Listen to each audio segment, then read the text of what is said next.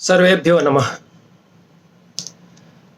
I'm happy to announce the release of a new publication, Raghav Kavyamauktikam, an anthology of poems, hymns, and psalms by Kavikokila, Sakala Kala Kalap, Vidvat Kavindra, Vidya Vachaspati, Padmabhushan Dr. V. Raghavan. The anthology has been edited by me with an introduction and English translation of all the poems collected. It has been my proud privilege to be given this opportunity to compile, edit, translate the stray poems, lyrics, hymns, songs by Professor V. Raghavan, who was a doyen of Sanskrit scholarship and one of the greatest poets of modern Sanskrit literature, who can be ranked definitely with the best of Sanskrit poets in the whole tradition.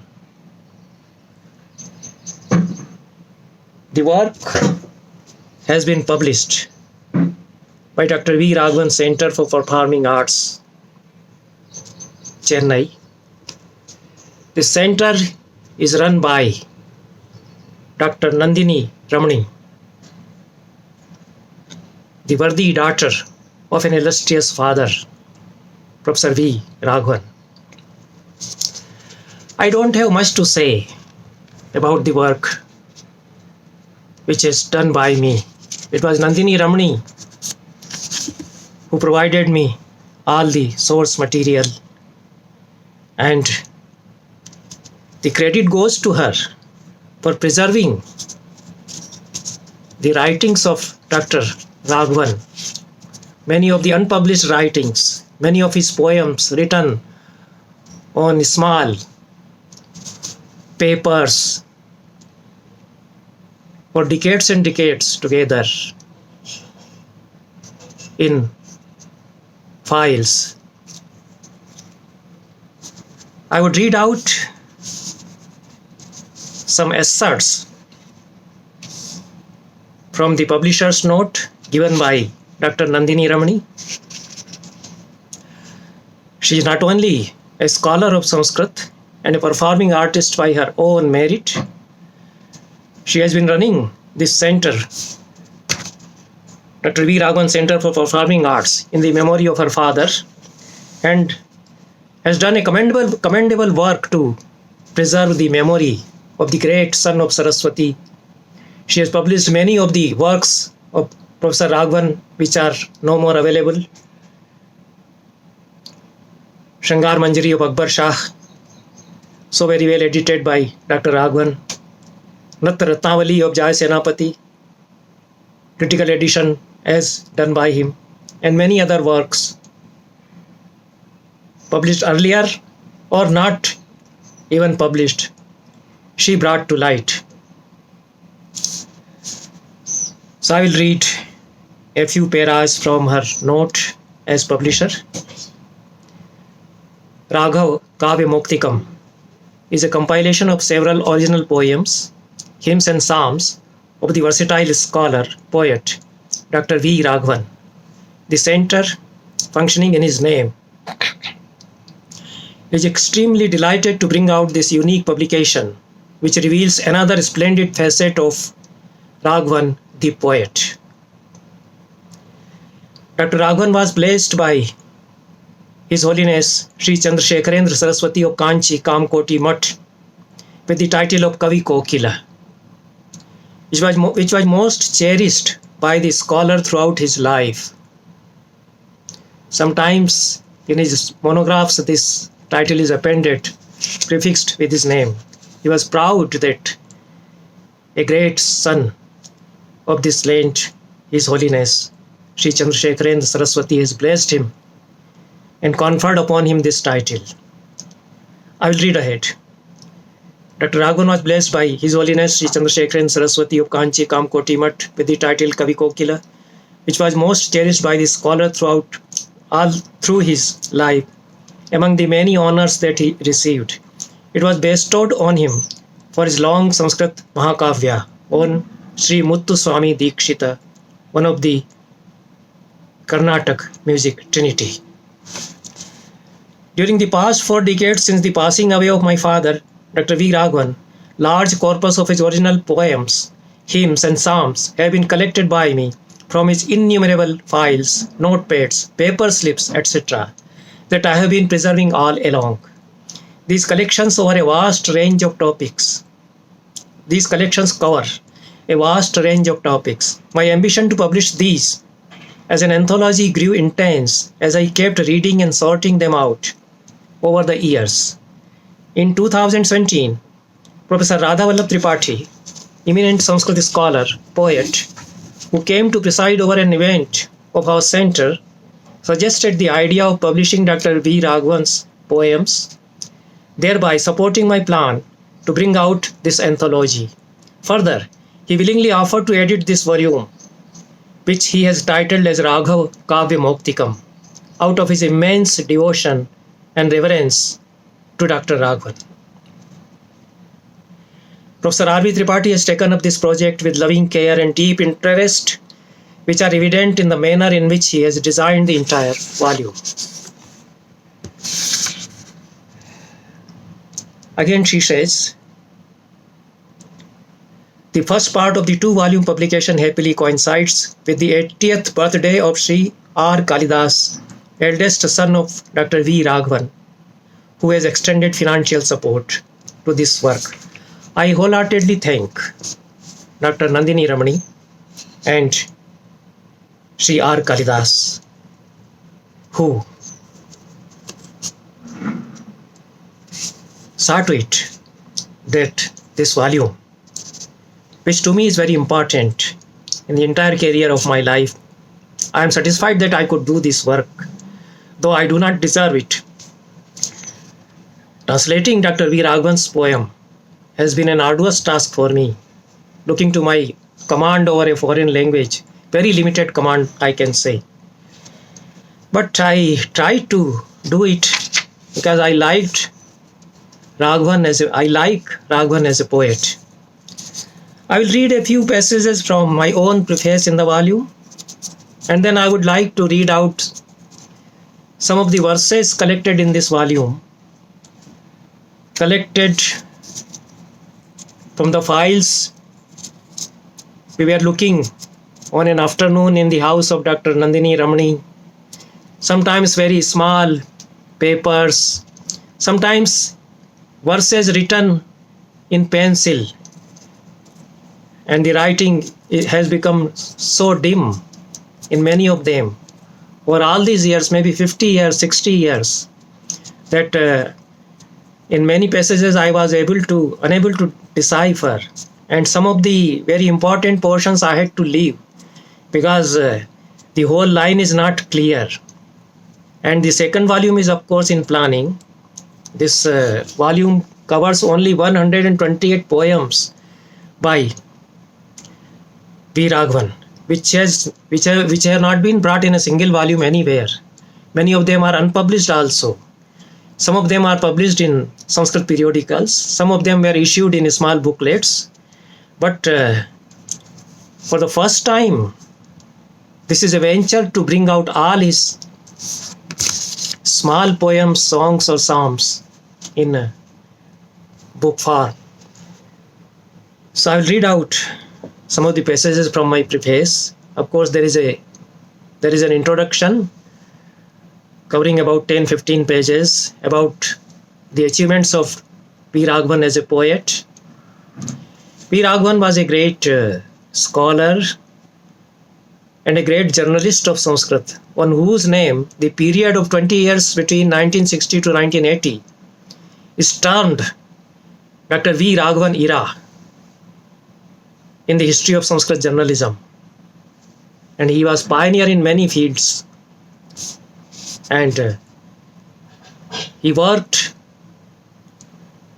assiduously, remained active throughout his life, and contributed to many genres in modern Sanskrit literature. So I will read from the preface by me.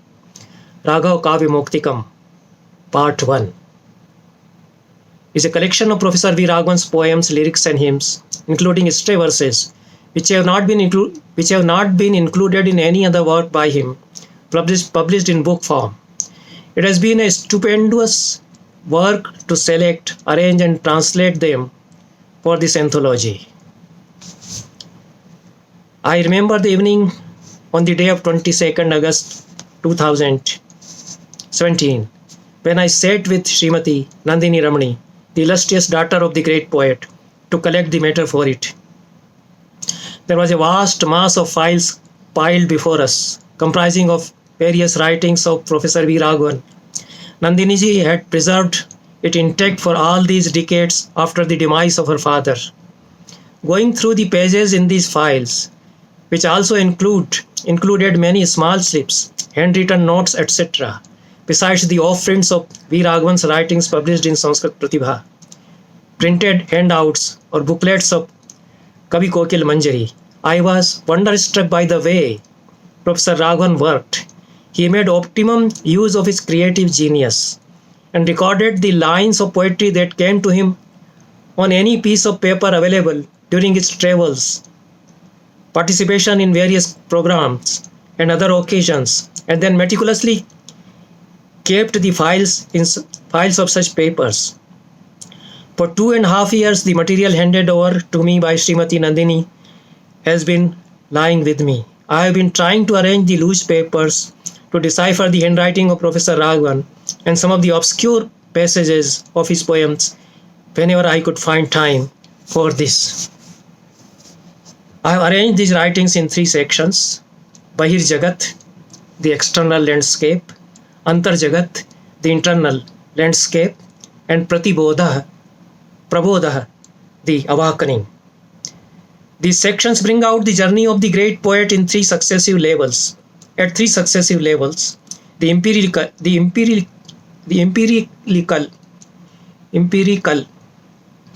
the psychological, and the spiritual. Translating the poems collected here has been a great challenge. Raghavan's poetry is rich with its classical grandeur, and it is difficult to bring out its maturity and sublime quality in any other language. He was also making a lot of experimentations, introducing new genres, coining new idioms and phrases in his Sanskrit poetry, which makes the task of a translator even more difficult.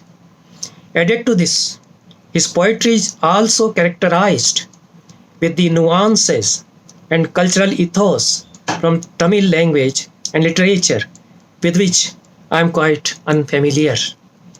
I can only hope that the translations presented here, howsoever rough and incapable they may be, will arouse the interest of readers in his poetry, and will initiate them to go through the originals. There is a verse by me at the end of this small preface. Shri Sharadayai Samupayanīkratam Trishtai Padairarthamayair Vibhushitam Kanteshu Nityam Sudiyam Virajatam Ramyam Shubham Raghav Kavya Mauktikam. There are passages which provide fascinating readings in the poems collected in this volume. I will read out some of the stanzas, and I will also read out the translation which I have done to give you an idea. There is a poem which I very much liked. It's a big poem, Kaveri Tat Bhumaya. You can just see the splendor of natural phenomena which the poet depicts roaming around the banks of Kaveri Tat Bhumaya. It's a remarkable poem bringing out the local colors and rural scene. It is an expression of love. It is an expression of love for nature and the poet's concern for environment. Living in the metropolitan city of Madras, Raghavan has kept the memories of his childhood days spent in village. The poet is delighted in roaming around the fields lush green with crops. Here are a few examples. I will read two examples. 2 or 3. ईक्षते कलमसम्पदत्र चेत् भाति भूः पुलकितादयोदयात् कूलमुद्वह नदी यदीक्षते द्यौर्विभाति दयया परिसृता. Look at the use of the word Dyau. Many times the Vedic worldview reappears, peeps in some of his very modern poems. And he is a poet who synthesizes modernity and tradition. A great traditionalist and a great modernist, was well versed with Western tradition, Western literary theories also. ईक्षते कलममत्र ईक्षते कलमसम्पदत्र चेत् भाति भूः Pulkita दयोदयात्. If one glances over the wealth of the crop of paddy, kalam sampad, the earth seems to be full of horripilation out of compassion. Bhati bhuh pulakita dayodayat. This is the line of a very sensitive poet. And like the Vedic seers, they see the consciousness pervaded in each and every anu of this earth. This earth seems to them as their mother, loving mother. So if one glances over the wealth of the crop of paddy, the earth seems to be full of horripilation out of compassion. The paddy crop seems like the horripilated body of the earth out of compassion. She is rejoiced that she can produce. Kula mudva nadi yadikshate dyor vibhati daya parisruta. If one glances over the banks, the sky seems to be melting out of compassion. There is another stanza in this poem. Kardamasya kamalam prajam shruti prahatam kalamakarshaka ime sarthayanti kamala agrahayitam nanvayam kalama eva pankajam. Beautiful imagery. Raghavan can weave very beautiful and sometimes very rare images also. Sometimes very traditional images are also there. And sometimes Shangara is very much there, like all the Shangari Kavis. He was a Rasika and such a great scholar also. This is the wonderful thing. Tarkeshu karkasha diyo vayameva nanye kavyeshu komala diyo vayameva nanye. We alone have been the karkash buddhis in arguments. We are hardcore argumentative people. And kavyeshu komala diyo. We alone have been very sensitive, weaving very tender emotions in our poetry. These are the lines by our ancestors, great poets, which he could realize. So kardamasya kalaman praja kalamam kardamasya kamalam prajam shruti prahatam kalamakarshaka ime.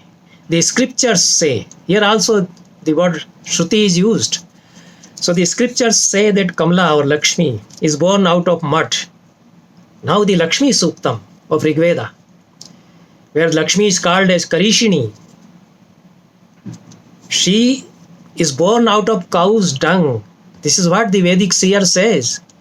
She is born out of the agricultural fields, the Lakshmi. And this is the real Lakshmi, not that Lakshmi which is imprisoned by the wealthy people in their palatial buildings. The real Lakshmi lies there in the crops, in the agricultural fields, the Vedic seers say. And Raghavan brings out that experience of Lakshmi. The scriptures say that Kamala or Lakshmi is born out of mud. These farmers make the maxim of the scriptures meaningful. Tam kalama karshaka ime sarthayanti. Kamla the paddy. Kalama. Now the word of use, the uses of the word kalama and kamala. A kind of pun. Kalama is paddy, crop, and kamala we all know, lotus. So Lakshmi is born out of Kamal, and actually she is born out of Kalama. So Kalama paddy is the Pankaja, lotus, and Kalama paddy is the Pankaja, lotus. The Kalama or paddy as the Pankaja or lotus is the abode of Lakshmi. One more stanza from this long poem. Langalena shakatena karmatha yanti kepi mahishas tatha vrishah goshta purnamiha bhati kodhanam yatra rajati rama karishini. Here he actually uses the word which the Vedic seers have used for Lakshmi, Karishini, one who lives in, the goddess who lives in Karisha, that is cow's tongue. So Langalena shakatena karmatha yanti kepi mahishas tatha vrishah. Some hard-working bullocks and buffaloes are going with plows and carts. The cattle have been enriching the cow pen. Voshtha purna miha bhati godhanam. Where the Rama is Lakshmi, where the Rama or prosperity shines in the form of heaps of cow dungs. This is Sanskrit poet, a Sanskrit poet of our age. Now, there is a very piquant stanza and somewhat an intriguing one. Raghavan was a very brilliant personality, a brilliant poet, an eminent personality of our times. And he was full of new ideas, and he gave many new genres also to Sanskrit poetry. So he wrote an epitaph for himself in a very small anushtup, in a very small stanza. And I was struck when I was reading this stanza. This is there in this anthology. So the stanza is Sarvanyapi Sumani Ichan. Sarvanyapi Sumani Ichan Neka Danepi no Krati. Upariplava Eshostam. Raghavo Nama Kopyagat. Each word pricks the heart, you see. Sarvani api sumani ichan. He desired all the flowers. Eka dane pi no krati. But failed to pluck even one. Upariplava eshah astam. Raghavo nama kopi agat.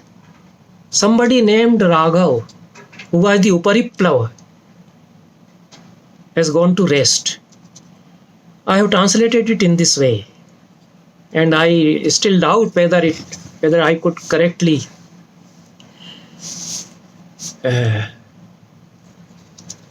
understand.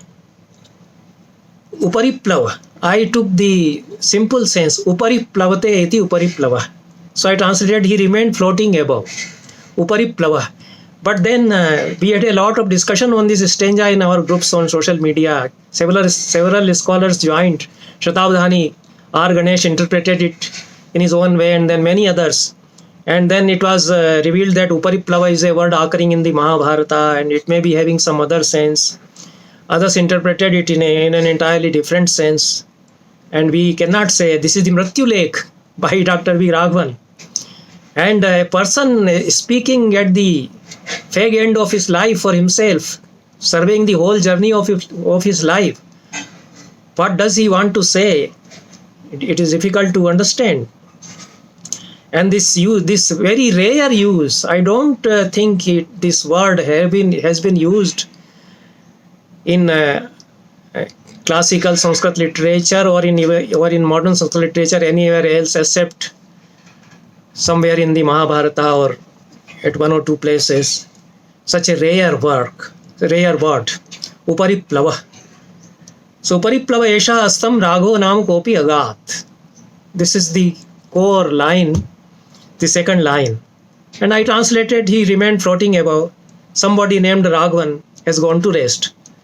Then Astam Agat. This line was also interpreted by scholars in a different way. What does he mean by Asta? Asta also means that he will rise again, because this he means to say that he is like a sun going to Astachal. So that doesn't mean the end of the life. Many other things you can say about this small stranger. So this was an experiment. You see, epitaphs are written by the persons, for the persons who are no more. They are written in the graveyard, on the graves. But Raghavan wrote his own epitaph and expressed his wish or vision in this way.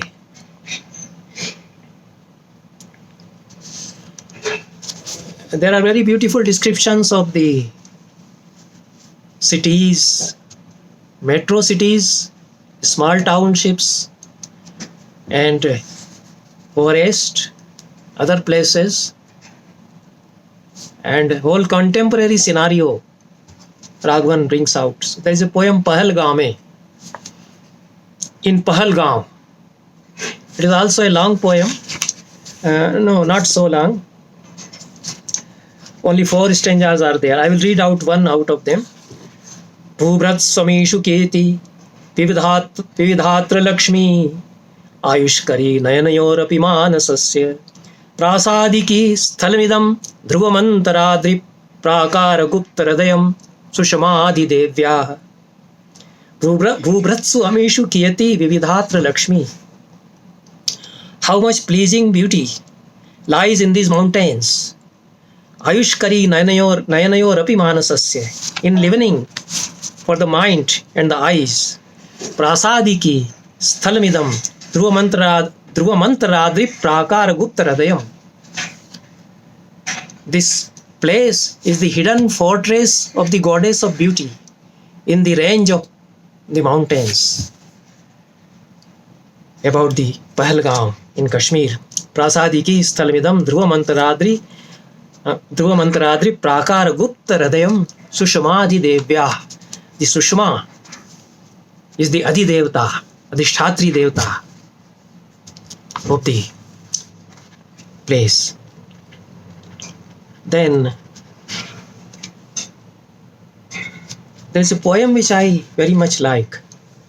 Although Raghavan almost equals great poets like Magha or even Kalidasa sometimes in the maturity of his phrases, his idiomatic expressions, his command over language, and he rediscovers the classical grandeur of Sanskrit and real delight his poems provide. Sometimes he writes in a very simple and easygoing style, and you can like him for that also. Great thoughts are expressed in very, very simple language. Maybe no alankaras are there, only the idea, simple idea. So this poem about Mahatma Gandhi, to me it is very relevant. How a Sanskrit poet, you see such a great, enormous literature about Gandhi in Sanskrit. A great Sanskrit poet writing 5 big Lahiri Kavyas about Gandhi immediately after he returns from South Africa. And such good poems. Swarajya Ratnakar, collection of 5 Laharis by Galgali Ramacharya, Bahishkara Lahari, Karagrah Lahari, Sri Chakra Lahari, Satyagrah Lahari. He's writing in 1920, he's writing about Mahatma Gandhi. So the very traditional Sanskrit Pandits and poets knew what Gandhi means to them. And this we should understand. What Gandhi means to us. So this very simple poem, Raghavan just want to tell us what Gandhi stands for him, for the nation, for the world. I will read only 1 or 2 stanzas to give you an idea. It's a poem. I think it was published first in Sanskrit Pratibha. Nowhere else it is available. 21 stanzas are there. An Anushtup. the chand which is used in Ramayana and Mahabharata and Gita, the chandas, which is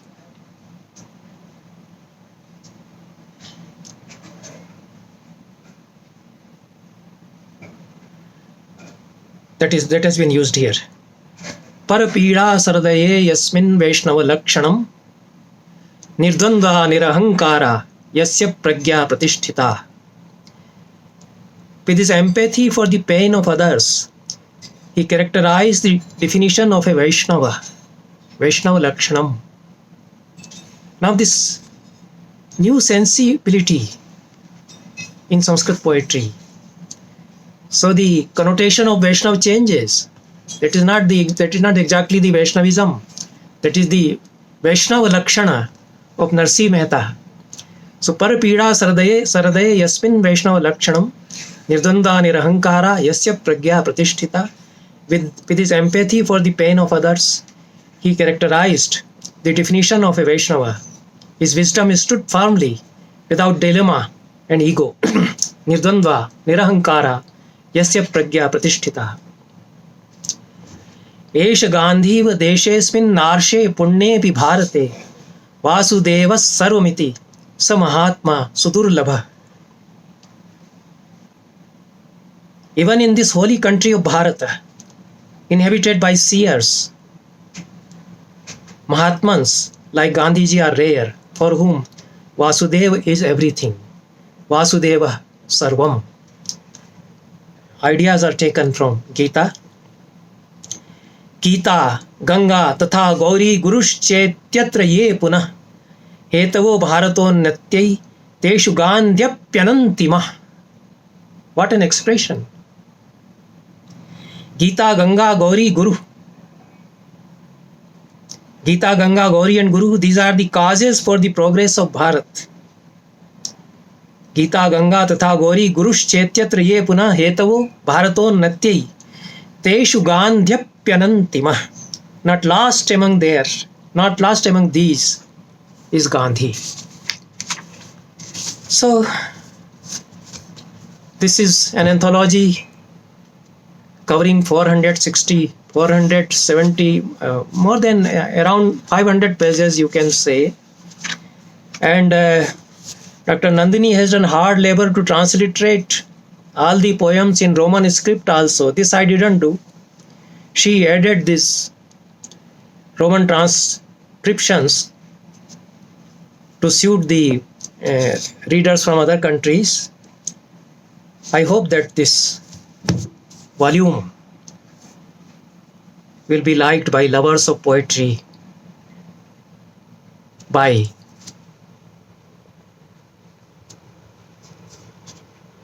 the lovers of Sanskrit, and those who care for poetry, and those who care for values in life. Thank you.